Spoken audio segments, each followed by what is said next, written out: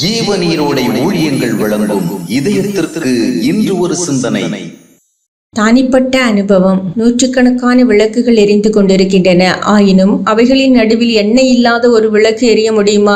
எரிகின்ற ஏராளம் விளக்குகளுக்கு நடுவில் இருந்தாலும் எண்ணெய் இல்லையேல் ஒரு விளக்கு எரிய முடியாது. அதுபோலவே பரிசுத்தமாக வாழ்கின்ற பலர் நடுவில் நாம் காணப்படலாம். பரிசுத்தமான பல நடவடிக்கைகளோடு நாம் நெருங்கிய தொடர்பு கொண்டிருக்கலாம். ஆயினும் நம்முடைய தனிப்பட்ட வாழ்க்கை மனம் திரும்பிய அனுபவம் இல்லாமலும் பரிசுத்த ஆவியை பெற்ற அனுபவம் இல்லாமலும் இருந்தால் நம்முடைய அநேகம் ஆவிக்குரிய நடவடிக்கைகள் நம்மை பரிசுத்தவான்களாக மாற்ற முடியாது. சிலர் நல்ல ஆவிக்குரிய சூழ்நிலைகளோடும் ஆவிக்குரிய மனிதர்களோடும் நல்ல பக்தி சார்ந்த ஒழுங்குகளோடும் தங்களை பிணைத்துக் கொண்டிருப்பது உண்மைதான். ஆயினும் அவர்கள் நற்குணவான்களாகவோ பண்பு நிலையில் சிறந்தவர்களாகவோ இல்லை.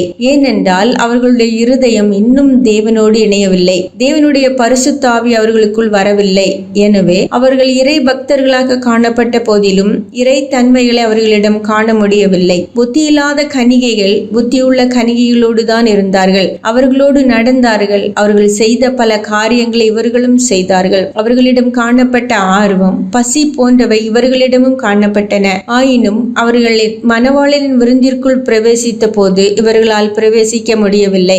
ஏனென்றால் இவர்களின் விளக்குகளில் போதிய எண்ணெய் இல்லை. அந்த எண்ணெய் விஷயத்தில் தோல்வி அடைந்தார்கள். சிலர் கூடி வந்து ஜெபிப்பார்கள், ஆனால் தனி ஜெபம் வலுவாக இராது. கூடி வந்து ஆராதிப்பார்கள், ஆனால் தனியாக ஆராதிக்க முடியாது. சிலர் கூட்டமாக நிற்கும் போது பரிசுத்தமாக காணப்படுவார்கள், ஆனால் தனியாக நிற்கும் போது தூய்மையற்று போய்விடுவார்கள்.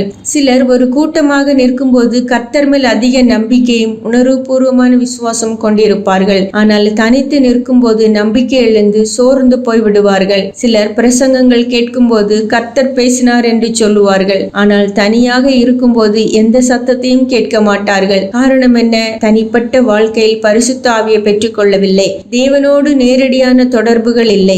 ஆபிரகாமை போல, நோவாவை போல, தாவீதை போல தனிப்பட்ட வாழ்க்கையில் தேவனோடு தனித்து உறவாடும் அனுபவம் இல்லாமல் போனால் நாம் 1000 பரிசுத்தவான்களோடு நின்றாலும் அதனால் நமக்கு பயனேதும் இல்லை.